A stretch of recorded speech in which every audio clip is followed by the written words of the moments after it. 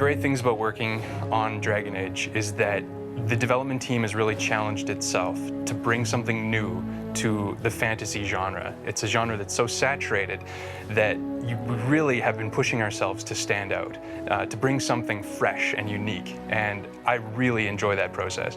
Ferelden itself is actually kind of almost a barbaric nation, not too far away from being really uncivilized. It's a land that was occupied by the Empire of Orlais, which is its neighbor, for a generation until it finally broke free, and all of a sudden the blight begins. So suddenly this nation that's just starting to get its feet now has to deal with a crisis that threatens to destroy it.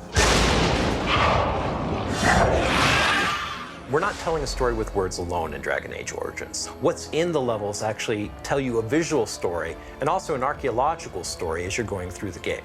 Villages and cities that have existed for hundreds of years, but they've gone through multiple iterations of war and rebuilding, so you have all these layers built on top of one another. They'll tell of the ancient Fereldans. They'll tell of the strife with the Tevinter Empire long ago. They'll tell of the great, wondrous battles that have taken place, and you're just now walking through the sort of the ashes of these great conflicts. We definitely pulled a lot of historical architectural reference. We were trying to make something to where you could imagine people working, living, breathing in these spaces. The dwarves, which are very Aztecian, Mayan influenced, very angular shapes. You have the humans, some of the Anglo-Saxon 1200 AD influences. You know, lots of timber, lots of like rough stone. It definitely makes it feel like it's kind of almost like the frontier of a fantasy nation.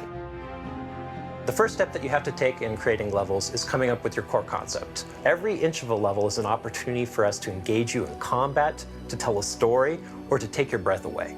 For example, one of the most visually stunning places that we have is the Urn of Sacred Ashes, an ancient place built kind of at the early days of the church. We always wanted to have a very striking entrance, which gives you a sense of age and history and grandeur. You would go through and figure out what happens in every individual room, so people would have a map of what to do for the art level creation side, and also for later on for you when you're actually bringing it to life with creatures and combat. So one of the huge advantages we had on Dragon Age Origins was the fact that we were able to do a lot of early development in the Neverwinter Nights engine. This is the Urn of Sacred Ashes, the way that we built it in the Neverwinter prototype. We wanted to make sure that the gameplay, the story, and all the design elements really worked and fit together. And now we'll show you what it looks like in the final game. And as you're about to see, this is the same entrance in the Dragon Age engine. That whole process can take, on a small level or a simple level, could take a week, where some of the more complex ones can take months and months and months. You know, that's a huge undertaking. Ferelden is just one country on the main continent in Dragon Age universe, so there's certainly a lot more to explore and talk about in the future.